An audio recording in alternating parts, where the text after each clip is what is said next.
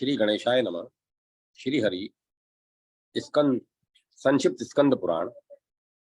स्वामी तीर्थ की महिमा और उसमें स्नान करने से राजा धर्मगुप्त के शाप जनित उन्माद का निवारण। ऋषि बोले, सुत जी, आप स्वामी पुष्करणी तीर्थ की महिमा का पुनः वर्णन कीजिए। सुत जी ने कहा, जो लोग स्वामी तीर्थ में स्नान करते हैं वे तामिस्त्र, अंध तामिस्त्र, महारौरव, रौरव, कुंभीपाक, काल सूत्र, असी पत्रवन, कृमि भक्ष, अंधकूप, संदशंश, शालमली, लाला भक्ष, अविची, सार मेयादन, वज्र कर्णक, शार कर्दम पातन, रक्षो गणाशन, शूल क्रोत निरोधन, तिरोधन, शुचि मुख, प्यूभक्ष, शोणित भक्ष और वाशंगनी परिणीन आदि 28 नरकों में नहीं जाते। जो दूसरों के धन, संतान और स्त्री का अपहरण करने वाला है वह बहुत वर्षों तक तामिस्त्र नामक भयंकर नरक में डाला जाता है। जो अधम मनुष्य माता पिता और ब्राह्मणों से द्वेष रखता है वह 10,000 योजन विस्तृत काल सूत्र नरक में डाला जाता है।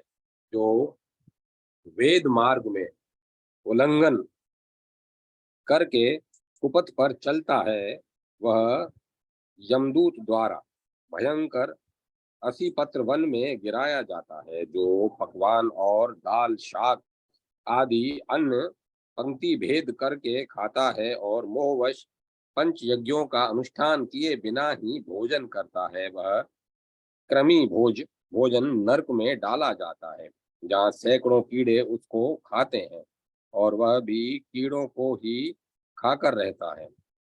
जो स्नेह अथवा बल से ब्राह्मण का धन हड़प लेता है तथा जो राजा या राजपुरुष दूसरों के धन का अपहरण कर लेता है वह संदंश नामक भयंकर नरक में गिराया जाता है। जो नीच नीच मानव अगम्या स्त्री के साथ गमन करता है अथवा जो नारी अगम्य पुरुष के साथ संगम करती है वे दोनों क्रमशः लोहे की तपाई हुई नारी मूर्ति और पुरुष मूर्ति का आलिंगन करके तब तक खड़े रहते हैं जब तक चंद्रमा और सूर्य की सत्ता रहती है। तत्पश्चात वे सूची नामक घोर नरक में डाले जाते हैं। जो मनुष्य अनेक प्रयत्नों और उपद्रवों से सब प्राणियों को सताता है वह बहुत कांटों वाले भयंकर शालमली नरक में गिराया जाता है। जो राजा अथवा राजा का नौकर पाखंड मत का अनुयायी होकर धार्मिक मर्यादाओं को तोड़ता है वह वेतरणी नरक में डाला जाता है। वृषली संग से दूषित, शोचाचारहीन, अशास्त्रीय, कर्मों के करने में लज्जित न होने वाले, वेद मार्ग के त्यागी, सदा पशु पशु का सा आचरण करने वाले व्यक्तियों को यम किंकर पीयू विष्ठा मूत्र कफ तथा पित्तादि से पूर्ण अत्यंत विभत्स नरक में गिराते हैं। जो कुत्तों को अथवा जंगल में वन्य मृगादि पशुओं को बाणों के द्वारा पीड़ा पहुंचाता है यम किंकर उसको बाणों के द्वारा भींदते हैं और पुनः प्राण रोधक नामक नरक में गिराते हैं। जो पाखंडी यज्ञ में पशुओं की हत्या करता है वह परलोक में वेशस नामक नरक में गिराया जाता है। जो लुटेरों के मार्ग का आश्रय लेकर दूसरों को जहर देता, गांवों को जला डालता और बनियों के धन का अपहरण करता है वह परलोक में वज्रदंश नामक भयानक नरक में दीर्घ काल तक के लिए डाल दिया जाता है। ये तथा और भी जितने नरक हैं उन सब में वह मनुष्य कभी नहीं पड़ता जो स्वामी पुष्करणी तीर्थ में गोता लगाता है। स्वामी पुष्करणी में एक बार स्नान करने से मनुष्य अश्वमेध यज्ञ का फल पाता है, उसे आत्मज्ञान और 4 प्रकार की साक्षात मुक्ति की भी प्राप्ति होती है। जो महापातकों को अथवा संपूर्ण पातकों से युक्त हो, वह भी स्वामी तीर्थ में गोता लगाने से तत्काल पवित्र हो जाता है। स्वामी तीर्थ के सेवन से मनुष्यों की बुद्धि, लक्ष्मी, कीर्ति, संपत्ति, ज्ञान, धर्म और वैराग्य की वृद्धि तथा मन की शुद्धि होती है। इस प्रकार अद्वैत ज्ञान, भोग और मोक्ष तथा मनोवांछित कामना प्रदान करने वाले अज्ञान नाशक स्वामी तीर्थ के प्रभाव का वर्णन किया गया, जो मनुष्यों के समस्त पापों का नाश करने वाला है। नैमिषारण्य निवासी महर्षियों, मैं तुम लोगों से स्वामी तीर्थ की महिमा का अभी और वर्णन करूंगा। चंद्रवंश में नंद नाम से प्रसिद्ध एक महाराज आते, जो समुद्र पर्यंत पृथ्वी का धर्म पूर्वक पालन करते थे। उनके एक पुत्र हुआ जिसका नाम धर्मगुप्त था। नंद ने राज्य की रक्षा का भार अपने पुत्र पर रख दिया और स्वयं इंद्रियों को वश में करके आहार पर विजय पाकर तपस्या के लिए तपोवन में चले गए। पिता के तपोवन चले जाने पर राजा धर्मगुप्त ने सारी पृथ्वी का पालन किया। वे धर्मों के ज्ञाता और नीति परायण थे। उन्होंने अनेक प्रकार के यज्ञों द्वारा इंद्र आदि देवताओं का पूजन किया और ब्राह्मणों को धन एवं स्वयं बहुत से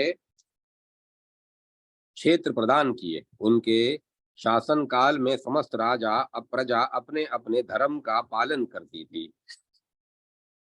उनके राज्य में कभी चोरी आदि से किसी को कष्ट नहीं प्राप्त हुआ। एक दिन धर्मगुप्त उत्तम घोड़े पर सवार हो वन में गए। वहीं रात हो गई। विनयशील राजा ने वहीं सायं संध्या की उपासना करके वेद माता गायत्री का जप किया। तत्पश्चात सिंह, व्याघ्र आदि के भय से वे एक वृक्ष पर जा बैठे। उस वृक्ष के पास एक रीछ आया, जो सिंह के भय से पीड़ित था। वन में विचरने वाला एक सिंह के एक सिंह उस रीछ का पीछा कर रहा था। रीछ वृक्ष पर चढ़ गया। वहां उसने महान बल पराक्रम से संपन्न राजा धर्मगुप्त को बैठे देखा। उन्हें देखकर रीछ बोला, महाराज भय न करो, हम दोनों रात भर यहीं रहेंगे,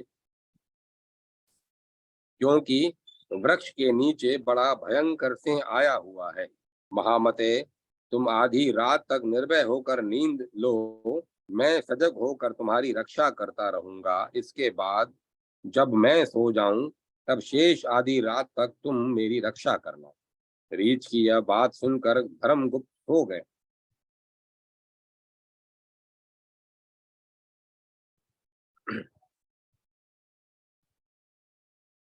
उस समय सिंह ने रीछ से कहा, यह राजा तो सो गया है, अब तुम इसे मेरे लिए नीचे गिरा दो। तब धर्मज्ञ रीछ ने सिंह को उत्तर दिया, वनचारी मृगराज, तुम धर्म को नहीं जानते। अहो, विश्वासघात करने वाले प्राणियों को संसार में बड़ा कष्ट भोगना पड़ता है। मित्रद्रोहियों का पाप 10,000 यज्ञों के अनुष्ठान से भी नष्ट नहीं होता। ब्रह्म हत्या आदि पापों का तो किसी प्रकार निवारण हो सकता है, परंतु विश्वासघातियों का पाप कोटि जन्मों में भी नष्ट नहीं हो सकता। सिंह में मेरु पर्वत को इस पृथ्वी का बड़ा भारी भार नहीं मानता। संसार में जो विश्वासघाती है, उसी को मैं भूतल का महान भार समझता हूँ।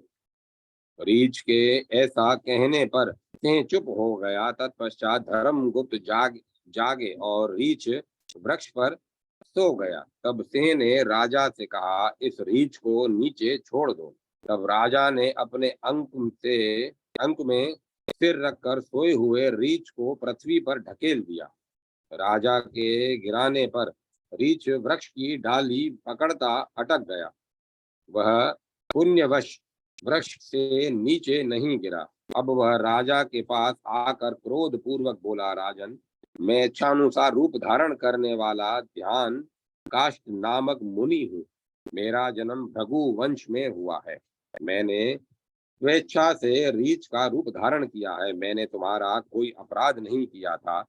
फिर सोते समय तुमने मुझे क्यों ढकेला? जाओ, मेरे शाप से तुम शीघ्र पागल होकर पृथ्वी पर विचरो। राजा को इस प्रकार शाप देकर मुनि ने सिंह से कहा, तुम से नहीं, महायश हो पहले कुबेर के मंत्री थे। एक दिन अपनी स्त्री के साथ हिमालय के शिखर पर आकर अनजान में गौतम मुनि के समीप ही तुम विहार करने फिर लगे थे। देव की प्रेरणा से महर्षि गौतम समिधा लाने के लिए कुटी से बाहर निकले। उन्होंने तुम्हें नंगा देख इस प्रकार शाप दिया, अरे तू मेरे आश्रम में आकर नंगा खड़ा है, अतः अभी तू सिंह हो जाएगा। इस प्रकार तुम्हें सिंह योनि प्राप्त हुई। मृगराज, ये सारी बातें मैं ध्यान से जानता हूँ। ध्यान काष्ठ मुनि के ऐसा कहने पर उसने सिंह का रूप त्याग दिया और कुबेर सचिव के रूप में दिव्य यश का शरीर धारण कर लिया। इसके बाद उसके बाद उसने हाथ जोड़कर कहा, महामुने, आज मुझे अपनी समस्त पूर्व वृतांत का ज्ञान हो गया। गौतम जी ने शाप देते समय उसके उद्धार का भी इस प्रकार उसके उद्धार का समय भी इस प्रकार बताया था। जब रीछ रूपधारी ध्यान काष्ठ ने के साथ तुम्हारा वार्तालाप होगा, तब तुम सिंह देह त्याग करके यक्ष रूप धारण कर लोगे। यूं कहकर वह यक्षराज मुनिवर ध्यान काष्ठ को प्रणाम करके उत्तम विमान पर बैठा और अलकापुरी को चला गया। नृपश्रेष्ठ धर्मगुप्त को पागल के रूप में देखकर मंत्री लोग उन्हें नर्मदा के तट पर उनके पिता नंद के पास ले गए और यह बताया कि आपके पुत्र की बुद्धि विकृत हो गई है। पुत्र का वृतांत जानकर राजा नंद उसे साथ ले सहसा जेमनी मुनि के समीप गए और उनसे इस प्रकार बोले, भगवन, मेरा पुत्र इस समय उन्मादग्रस्त हो गया है। महामुने, इस रोग के निवारण का कोई उपाय बताइए।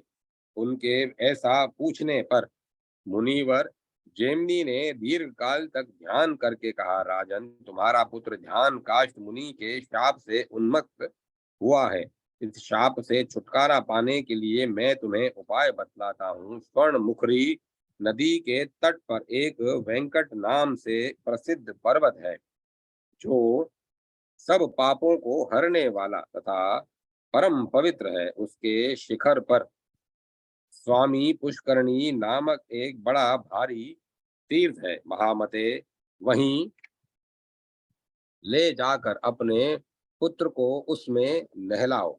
ऐसा करने से उसका उन्माद तत्काल नष्ट हो जाएगा। यह सुनकर राजा नंद ने मुनि श्रेष्ठ जेमनी को प्रणाम किया और पुत्र को लेकर वे स्वामी पुष्करणी तीर्थ को गए।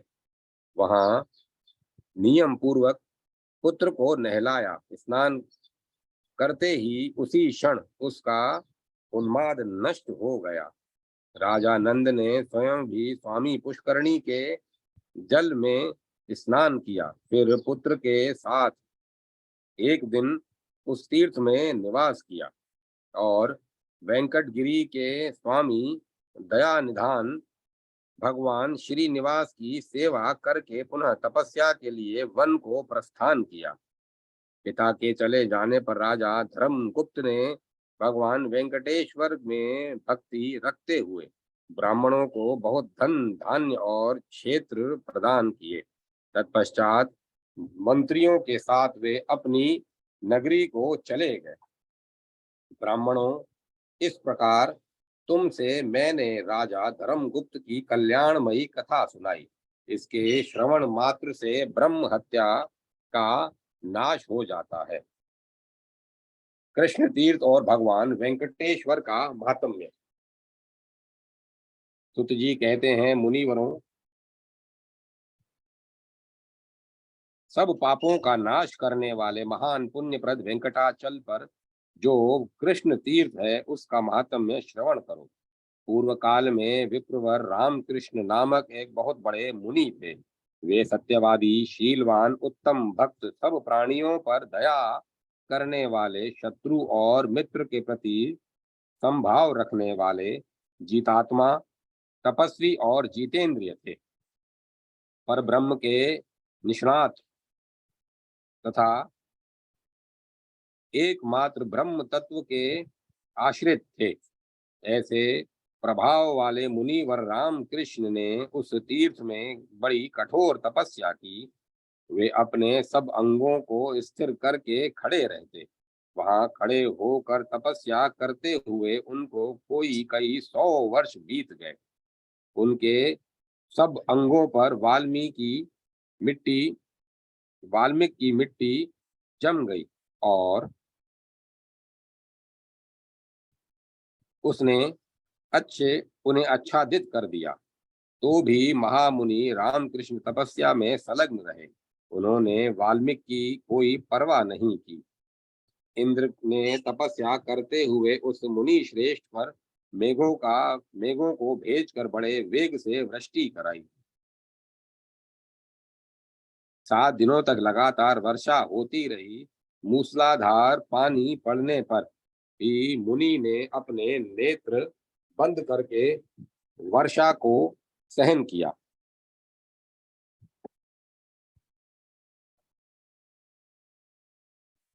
तब बड़ी भारी गड़गड़ाहट के साथ कानों को बधिर बनाती हुई बिजली वल्मीक के ऊपर गिरी। वल्मीक ढह गया।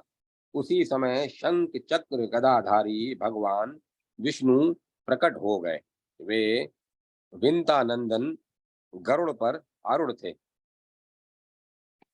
गले में पड़ी हुई वनमाला उनकी शोभा बढ़ा रही थी। श्री रामकृष्ण की तपस्या से संतुष्ट हो भगवान इस प्रकार बोले, रामकृष्ण, तुम वेद शास्त्र के पारंगत विद्वान हो और तपस्या की निधि हो। मेरे प्रादुर्भाव के दिन जो मनुष्य यहाँ स्नान करता है उसके पुण्य फल का वर्णन शेषनाग भी नहीं कर सकते। सूर्य मकर राशि पर स्थित हो और महातिथि पूर्णिमा पुष्य नक्षत्र में से युक्त हो तो वह इस तीर्थ में स्नान करने का सर्वोत्तम समय बताया गया है। जो मनुष्य उस दिन कृष्ण तीर्थ में स्नान करता है वह सब पापों से मुक्त होकर समस्त कामनाओं को प्राप्त कर लेता है। आज से यह महातीर्थ तुम्हारे ही नाम से संसार में प्रसिद्ध हो। ऐसा कहकर भगवान श्री निवास वहां अंतर ध्यान हो गए। उस तीर्थ का ऐसा प्रभाव है कि वह बड़े बड़े पापों को शुद्ध करने वाला है, मनुष्यों की बुद्धि को शुद्ध करता है और उन्हें संपूर्ण ऐश्वर्यों को देता है। ब्राह्मणों, इस प्रकार तुम लोगों ने यह कृष्ण तीर्थ का महात्म्य बतलाया गया है।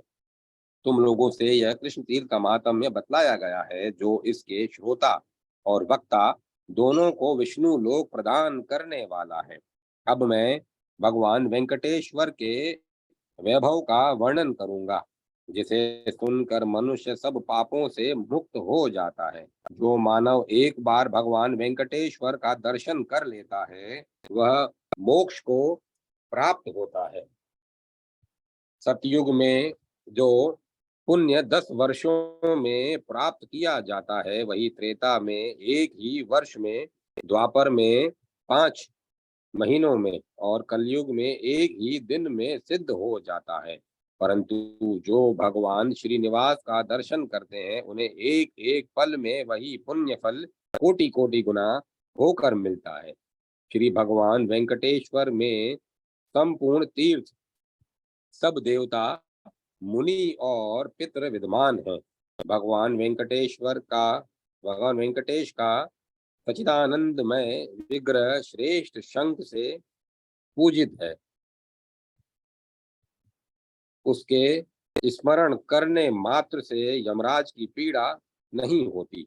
जो इस पृथ्वी पर परम दुर्लभ मनुष्य शरीर पाकर सर्वश्रेष्ठ देवता भगवान वेंकटेश का दर्शन एवं पूजन करते हैं, उनका जन्म सफल है और वे ही कृतार्थ हैं।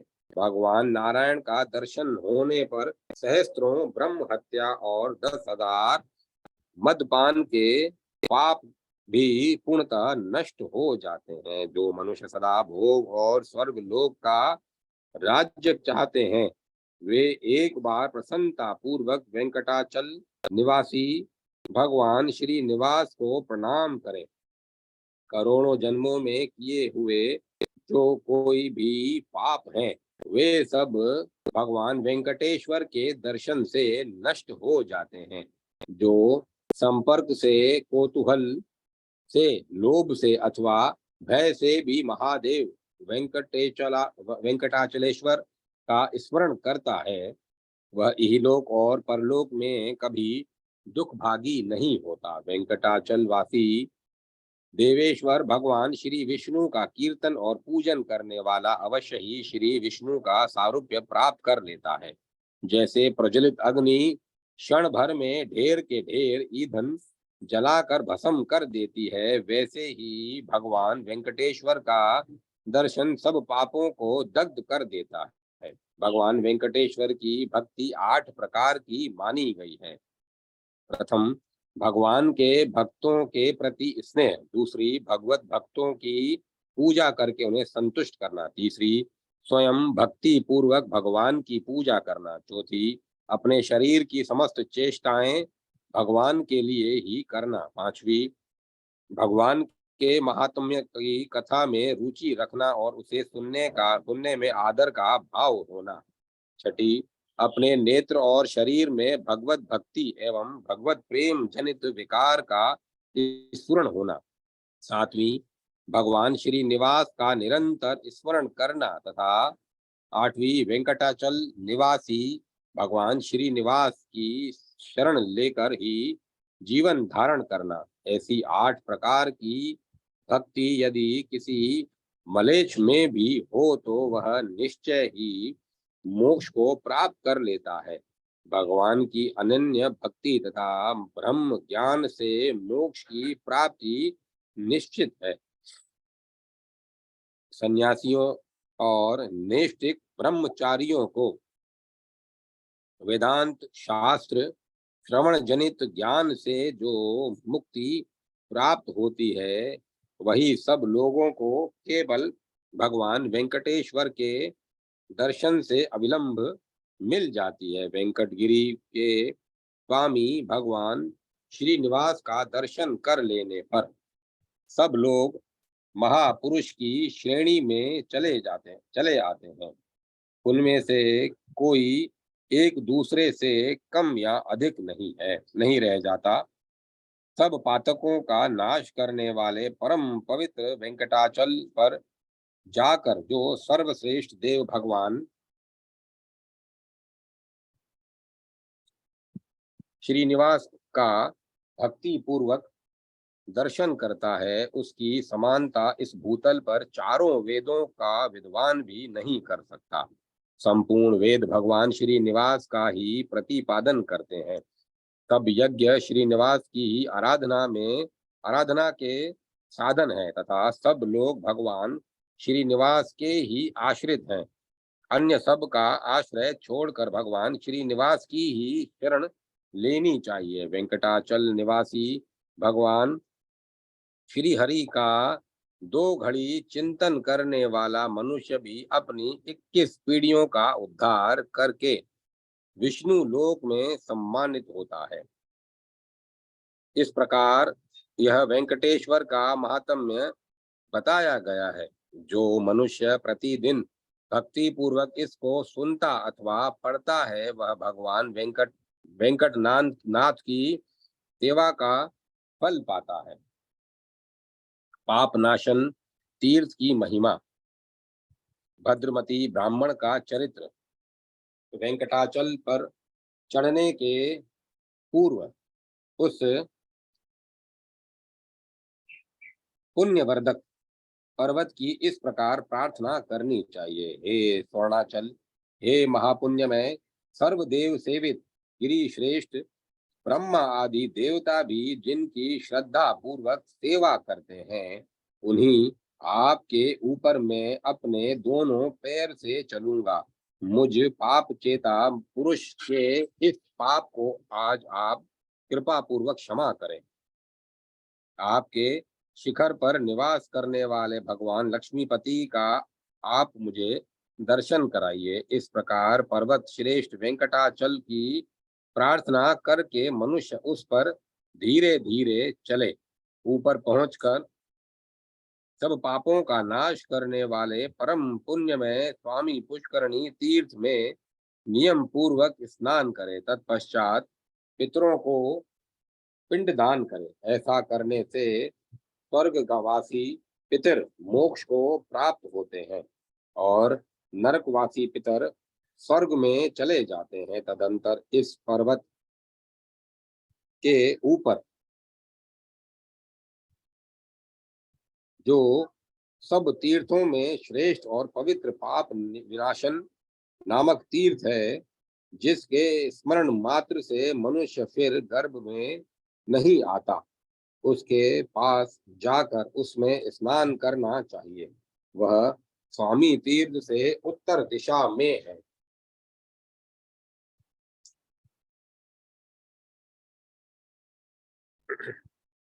वहां स्नान करने से मनुष्य वैकुंठ धाम में जाते हैं।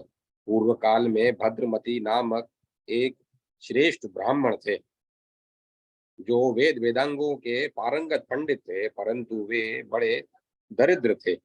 उनके पास जीविका का कोई साधन नहीं था। उन बुद्धिमान ब्राह्मण ने संपूर्ण शास्त्र पुराण और धर्म शास्त्रों का श्रवण किया था। उनके 6 स्त्रियां थी, कृता, सिंधु, यशोमती, कामिनी, मालिनी और शोभा। ये उनके नाम थे। उनके गर्भ से ब्राह्मण ने 200 पुत्र उत्पन्न किए थे। वे सभी पुत्र आदि भूख से पीड़ित हो रहे थे। अपने प्यारे पुत्रों और प्रियतमा पत्नियों को क्षुधा से व्याकुल देखकर दरिद्र भद्रमती विलाप करने लगा। हाय भाग्यहीन जन्म को धिक्कार है, धन और कीर्ति से रहित जीवन को धिक्कार है। उस जन्म को भी धिक्कार है जिसमें धनाभाव के कारण अतिथियों का सत्कार न हो पाता हो।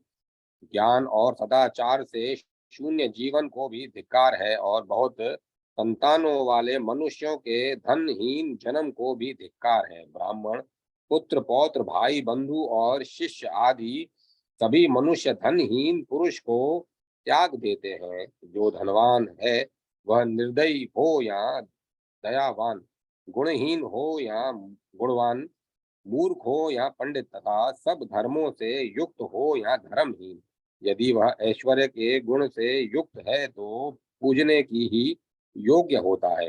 अहो दरिद्रता बड़ा भारी दुख है, इसमें भी आशा तो अत्यंत दुखदायिनी होती है। आशा के वशीभूत हुए मनुष्य क्षण क्षण में दुख भोगते हैं। जो आशा के दास हैं वे समस्त संसार के दास हैं, और जिन्होंने आशा को अपनी दासी बना लिया है, उनके लिए यह संपूर्ण जगत दास के तुल्य है। अहो दरिद्रता महान दुख है, महान दुख है, महान दुख है। उसमें भी पुत्र और स्त्रियों का अधिक होना तो और भी दुखदाई है। ऐसा उद्गार प्रकट करके सब शास्त्रों के अर्थ ज्ञान में पारंगत विद्वान भद्रमती मन ही मन ऐसे धर्म का विचार करने लगे जो अत्यंत ऐश्वर्य प्रदान करने वाला हो। उस समय उनकी स्त्रियों ने जो कामिनी नाम वाली पतिव्रता पत्नी थी। उसने अपने पति देव से कहा, भगवान, मेरे प्राणनाथ, मेरी एक बात सुनिए। ऋषि मुनियों से सेवित स्वर्ण मुखरी नदी के तट पर देवताओं के निवास करने योग्य परम पवित्र वेंकट पर्वत है। उसके शिखर पर सब पापों का नाश करने वाला पावन तीर्थ है। महामते, आप पत्नी और पुत्रों के साथ वहां चलकर पाप नाशन तीर्थ में स्नान कीजिए। मैंने बचपन में अपने पिता के समीप नारद जी के मुख से उस तीर्थ का महात्म्य इस प्रकार सुना था कि सब पापों का नाश करने वाले परम पवित्र वेंकटाचल पर पाप नाशन नामक एक महान तीर्थ है, जो समस्त दुखों का निवारण तथा सब प्रकार की संपदाओं का दान करने वाला है। उसमें संकल्प पूर्वक स्नान करके अधिक ऐश्वर्य प्रदान करने वाले धर्म का मन ही मन चिंतन करना चाहिए। सब दानों में उत्तम भूमि दान है। वह परलोक में उत्तम फल की प्राप्ति कराने वाला तथा समस्त मनोवांछित कामनाओं को देने वाला है। भूमि दान देकर मनुष्य अपनी सभी अभिष्ट वस्तुओं को प्राप्त कर लेता है। नारद जी की यह बात सुनकर मेरे पिता बहुत प्रसन्न हुए। उन्होंने शेषाचल पर जाकर पाप नाशन तीर्थ में स्नान करने के पश्चात एक क्षोत्रिय ब्राह्मण को भूमि दान दिया, जो समस्त ऐश्वर्यों को देने वाला है। उससे मेरे पिता इस संसार में जो सब प्रकार से सौभाग्यशाली हुए और अंत में भगवान विष्णु के परम धाम में गए। महाभाग, आप भी गिरि श्रेष्ठ वेंकटाचल पर चलकर संपूर्ण कामनाओं को देने वाला भूमि दान कीजिए। अग्निहोत्रीय क्षत्रिय अग्निहोत्री क्षत्रिय ब्राह्मण को थोड़ी सी भी भूमि का दान करके मनुष्य पुनरावृत्ति रहित ब्रह्म लोक को प्राप्त होता है। वेंकटाचल पर्वत पर किया हुआ भूमि दान सब पापों का नाश करने वाला है। जो ईख, गेहूं, धान और सुपारी आदि वृक्षों से युक्त पृथ्वी का दान करता है, वह साक्षात विष्णु के समान है। जीविकाहीन कुटुंबी एवं दरिद्र ब्राह्मण को थोड़ी भी भूमि देकर मनुष्य भगवान विष्णु के सायुज्य को प्राप्त होता है। अपनी पत्नी की बात सुनकर और शेषाचल निवासी भगवान विष्णु का ध्यान करके भद्रमती ब्राह्मण बहुत संतुष्ट हुए। उन्होंने अपनी बुद्धि से परम उत्तम क्रीड़ाचल पर्वत पर जाने का निश्चय किया। वे पूर्णतः धर्म परायण थे। अपनी स्त्री के साथ सुशाली नाम वाली नगरी में गए और सब ऐश्वर्यों से संपन्न विप्रवर सुघोष से उन्होंने 5 हाथ भूमि मांगी। सुघोष भी बड़े धर्मात्मा थे। उन्होंने प्रसन्न चित्त वाले उन कुटुंबी ब्राह्मण को देखकर उन इनका विधि पूर्वक पूजन किया और इस प्रकार कहा, भद्रमते, मैं कृतार्थ हो गया, आज मेरा जन्म सफल हुआ। यूं कहकर सुघोष ने पृथ्वी भगवान विष्णु की प्रिया है। पवित्र पृथ्वी भगवान विष्णु द्वारा सुरक्षित है। पृथ्वी के दान से भगवान जनार्दन मुझ पर प्रसन्न हो। इस मंत्र के उच्चारण पूर्वक विष्णु बुद्धि से भद्रमती की पूजा करके 5 हाथ पृथ्वी उन्हें दे दी। उस भूमि दान के पुण्य से सुघोष भगवान विष्णु के धाम को प्राप्त हुआ, जहाँ जाकर कोई भी शोक नहीं रहता। तदंतर भद्रमती अपने पुत्रों और स्त्रियों के साथ देव दानव वंदित वेंकटाचल पर गए। वहां स्वामी पुष्करणी के परम पवित्र निर्मल जल में उन्होंने स्त्री और पुत्रों के साथ संकल्प पूर्वक स्नान किया। तत्पश्चात उसके पश्चिम तट पर पृथ्वी को धारण करने वाले भगवान श्वेत वराह को नमस्कार करके वे भगवान श्री निवास के मंदिर में गए। वहां ब्रह्मा आदि देवताओं से सेवित कृपा निधान श्री निवास का अपने पुत्र आदि के साथ दर्शन किया और भगवान को प्रणाम करके पत्नी और पुत्र सहित पाप नाशन तीर्थ में आए। फिर वहां विधि पूर्वक स्नान करके धर्म आदि शुभ कर्मों का अनुष्ठान किया और किसी श्रोत्रिय विष्णु भक्त पुरुष को विष्णु बुद्धि से मोक्ष दायक भूमि दान जो सुघोष से ली थी वह दिया। यह उस दान के प्रभाव से शंख चक्र और गदा धारण करने वाले वनमाला विभूति भगवान विष्णु गरुड़ पर चढ़े हुए पाप नाशन तीर्थ के तट पर प्रकट हुए। उस समय शांत स्वभाव वाले भद्रमती ने भगवान की इस प्रकार स्तुति की। सबके कारण रूप आप भगवान को नमस्कार है, नमस्कार है। सबको पालन करने वाले आपको नमस्कार है, नमस्कार है। समस्त देवताओं के स्वामी आपको नमस्कार है, नमस्कार है। दैत्यों का संहार करने वाले आपको नमस्कार है, नमस्कार है। जो भक्त जनों को प्रियतम पापों का नाशक तथा दुष्टों का संहारक है, उन जगदीश्वर को बार बार नमस्कार है।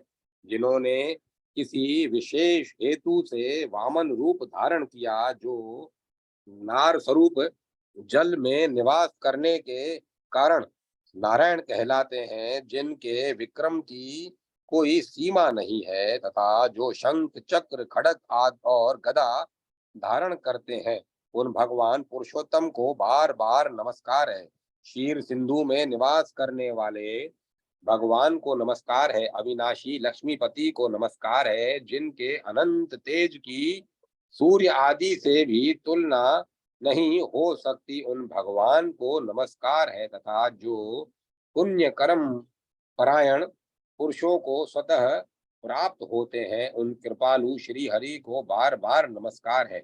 सूर्य और चंद्रमा जिनके नेत्र हैं, जो संपूर्ण यज्ञों का फल देने वाले हैं, यज्ञांगों से जिनकी शोभा होती है तथा जो साधु पुरुषों के परम प्रिय हैं, उन भगवान श्री निवास को बार बार नमस्कार है। जो कारण के भी कारण शब्द आदि विषयों से रहित अभिष्ट सुख देने वाले तथा भक्तों के हृदय में रमण करने वाले हैं, उन भक्त वत्सल भगवान को नमस्कार है। अद्भुत कारण रूप आपको नमस्कार है, नमस्कार है। मंद्राचल पर्वत धारण करने वाले कश्यप रूपधारी आपको नमस्कार है।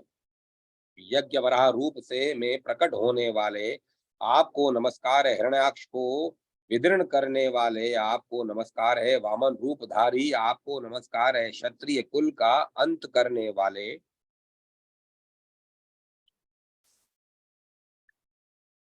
क्षत्रिय कुल का अंत करने वाले परशुराम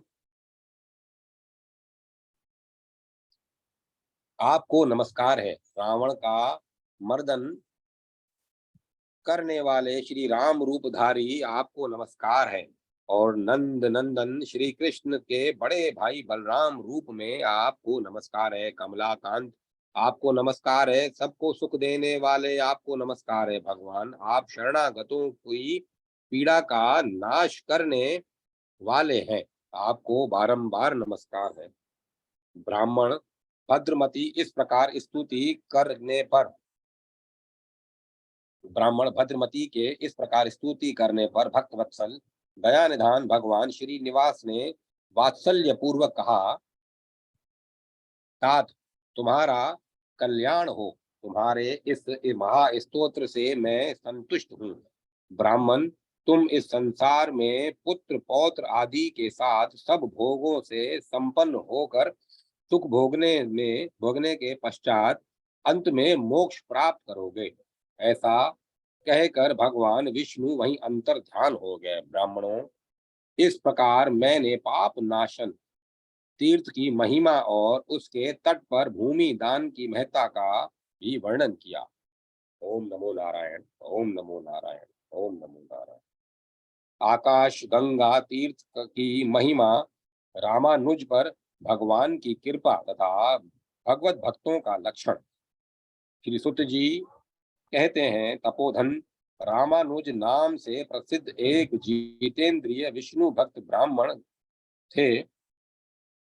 धर्मात्मा रामानुज ने वानप्रस्थ आश्रम में स्थित होकर आकाशगंगा तीर्थ के समीप तपस्या की। गर्मी में भगवान विष्णु का ध्यान करते हुए वे पंचाग्नि के मध्य में स्थित रहते थे।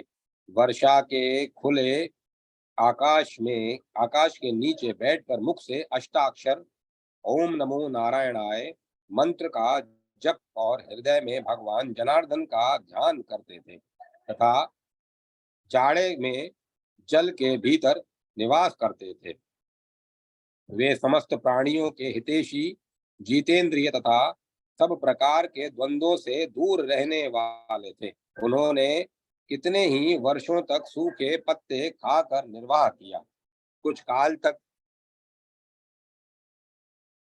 कुछ काल तक जल का ही आहार किया और कुछ वर्षों तक वे केवल वायु पीकर रहे।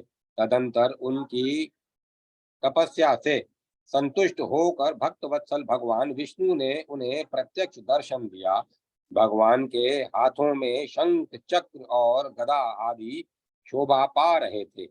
उनके नेत्र विकसित कमल के दलों की भांति सुंदर थे। श्री अंगों की दिव्य प्रभा कोटि कोटि सूर्य के समान थी। वे वितानंदन विंतानंदन गरुड़ पर अरुण हो छत्र और चमर से सुशोभित थे।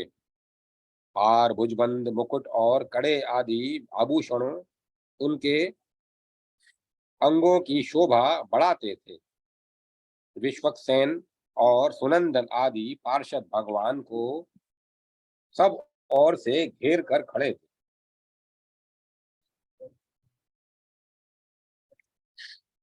वा- वाणी वीणा वेणु और मृदंग आदि बाजे बजाने वाले नारद आदि के द्वारा उनकी महिमा का गान हो रहा था। भगवान का ऐश्वर्य परम उत्तम रूप से प्रकट हो रहा था। वे पीतांबर से शोभायमान थे। उनके वक्ष स्थल में श्री लक्ष्मी का निवास था। उनके वक्षस्थल में लक्ष्मी का निवास था। शाम के मेघ के समान उनकी कांति थी। दोनों पार्श्व भाग में खड़े हुए सनक आदि महायोगी भगवान की सेवा में लगे थे। अपनी मंद मंद मुस्कान से तीनों लोकों को मोहते और अंगों की दिव्य प्रभा से दसों दिशाओं को सम्मानित एवं प्रकाशित करते हुए भक्त सुलभ दया निधान भगवान वेंकटेश्वर महामुनि रामानुज के समीप उपस्थित हुए। उन्होंने अपनी चारों बाहों से मुनि को पकड़कर हृदय से लगा लिया और प्रेम पूर्वक कहा, महामुने, कोई वर मांगो। मैं तुम्हारी तपस्या से बहुत प्रसन्न हूँ। तुमने जो नमस्कार किया है उससे मेरा प्रेम और बढ़ गया है। मैं तुम्हें वर देने के लिए आया हूँ। रामानुज बोले, नारायण, रमानाथ, श्रीनिवास, जगन में जगन्नाथ, जनार्दन, जगद्धाम, गोविंद, नरकांतक, वेंकटाचल शिरोमणे, मैं आपके दर्शन से ही कृतार्थ हो गया। धर्मनिष्ठ पुरुष आपको नमस्कार करते हैं क्योंकि आप धर्म के रक्षक हैं। जिन्हें महादेव जी और ब्रह्मा जी भी नहीं जानते, तीनों वेदों को भी जिनका ज्ञान नहीं हो पाता, उन्हीं आप परमात्मा को आज मैं जान पाया हूँ। इससे अधिक और कौन सा वरदान हो सकता है। जिन्हें योगी नहीं देख पाते, केवल कर्मकांडी लोग जिनकी झांकी नहीं कर पाते, उन्हीं आप परमात्मा का आज मुझे प्रत्यक्ष दर्शन हो रहा है। इससे बढ़कर और क्या हो सकता है। संपूर्ण जगत के स्वामी वेंकटेश्वर, मैं इतने से ही कृतार्थ हूँ। जिनके नाम का स्मरण करने मात्र से बड़े बड़े पातकी मनुष्य भी मुक्ति को प्राप्त हो जाते हैं, उन्हीं भगवान जनार्दन का आज मैं प्रत्यक्ष दर्शन करता हूँ। प्रभो, आपके युगल चरणाविंदों में मेरी अविचल भक्ति बनी रहे। श्री भगवान ने कहा, महामते रामानुज, मुझ में तुम्हारी दृढ़ भक्ति हो। ब्राह्मण, मेरी कही हुई दूसरी बात भी सुनो। जब सूर्य मेष राशि पर जाते हैं, उस समय चित्रा नक्षत्र से युक्त पूर्णिमा होने पर जो लोग आकाश गंगा में स्नान करते हैं, वे पुनरावृत्ति रहित परम धाम को प्राप्त होते हैं। रामानुज, तुम आकाश गंगा के समीप ही निवास करो। प्रारब्ध कर्म के अनुसार प्राप्त हुए इस शरीर का अंत होने पर तुम्हें मेरे स्वरूप की प्राप्ति होगी। इस विषय में तुम कहने इस विषय में बहुत कहने की क्या आवश्यकता है। आकाश गंगा के शुभ जल में जो कोई भी स्नान करते हैं, वे सभी उत्तम भगवत भक्त हो जाते हैं। रामानुज ने पूछा, भगवन, भगवत भक्तों के लक्षण क्या हैं? किस कर्म से उनकी पहचान होती है? मैं इस विषय को सुनना चाहता हूँ। भगवान वेंकटेश्वर बोले, मुनि श्रेष्ठ, तुम भगवत भक्तों के लक्षण सुनो। जो समस्त प्राणियों के हितैषी हैं, जिनमें दूसरों के दोष देखने का स्वभाव नहीं है, जो किसी से भी दाह नहीं रखते और ज्ञानी, निष्प्रह तथा शांत चित्त हैं, वे श्रेष्ठ भगवत भक्त हैं। जो मन, वाणी और क्रिया द्वारा दूसरे को पीड़ा नहीं देते और जिनमें संग्रह करने का स्वभाव नहीं है तथा उत्तम कथा श्रवण करने में जिनकी सात्विक बुद्धि संलग्न रहती है तथा जो मेरे चरणाविंदों के भक्त हैं, जो उत्तम मानव माता पिता की सेवा करते हैं, देव पूजा में तत्पर रहते हैं, जो भगवत पूजन के कार्य में सहायक होते हैं और पूजा होती देखकर मन में आनंद मानते हैं, वे भगवत भक्तों में सर्वश्रेष्ठ हैं। जो ब्रह्मचारियों और सन्यासियों की सेवा करते हैं तथा दूसरों की निंदा कभी नहीं करते, जो श्रेष्ठ मनुष्य सबके लिए हितकारक वचन बोलते हैं और जो लोक में सद्गुणों के ग्राहक हैं, वे उत्तम भगवत भक्त हैं। जो सब प्राणियों को अपने समान देखते हैं तथा शत्रु और मित्र के में संभाव रखते हैं, जो धर्म शास्त्र के वक्ता तथा सत्यवादी है और जो ऐसे पुरुषों की सेवा करते हैं, वे सभी उत्तम भगवत भक्त हैं। दूसरों का अभ्युदय देखकर जो प्रसन्न होते हैं तथा भगवान नामों का कीर्तन करते रहते हैं, जो भगवान के नामों का अभिनंदन करते हैं, उन्हें सुनकर अत्यंत हर्ष में भर जाते और संपूर्ण अंगों में रोमांचित हो उठते हैं, जो अपने आश्रमोचित आचार के पालन में तत्पर अतिथियों में के पूजक तथा वेदार्थ के वक्ता हैं, वे उत्तम वैष्णव हैं, जो अपने पढ़े हुए शास्त्रों को दूसरे के लिए बतलाते हैं और सर्वत्र गुणों को ग्रहण करने वाले हैं, जो एकादशी का व्रत करते, मेरे लिए सत्कर्मों का अनुष्ठान करते रहते, मुझ में मन लगाते, मेरा भजन करते, मेरे भजन के लिए लालायित रहते और सदा मेरे नामों के स्मरण से तत्पर रहते, मेरे नामों के स्मरण में तत्पर होते हैं, वे उत्तम भगवत भक्त हैं। सद्गुणों की और जिनकी स्वाभाविक वृत्ति है, वे सभी श्रेष्ठ भक्त हैं। ओम नमो नारायण। ओम तत्सत। ओम तत्सत। अब मैं कथा को विराम देता हूँ। ओम नमः शिवाय। ओम नमः शिवाय। ओम नमः शिवाय। नमः शिवाय। ओम नमः शिवाय। ओम नमः शिवाय। ओम नमः शिवाय। ओम नमः शिवाय।